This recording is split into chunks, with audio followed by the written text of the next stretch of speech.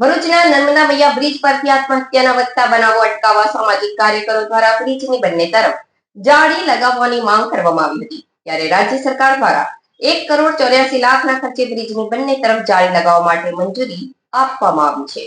ભરૂચની નર્મદા નદી ગુજરાતની જીવાદોરી તરીકે ઓળખાય છે, પરંતુ ભરૂચમાં નર્મદા નદી પર બનાવેલા નર્મદા મૈયા બ્રિજ લોકો માટે મોતને વહાલું કરવા માટેની ઓળખ બની ગયો છે. આત્મહત્યા કરવા માટે લોકોની પસંદગી બની ગયો છે. ત્યારે ભરૂચના સામાજિક કાર્યકરોએ બ્રિજની બંને તરફ જાળી લગાવવા માંગ કરી હતી.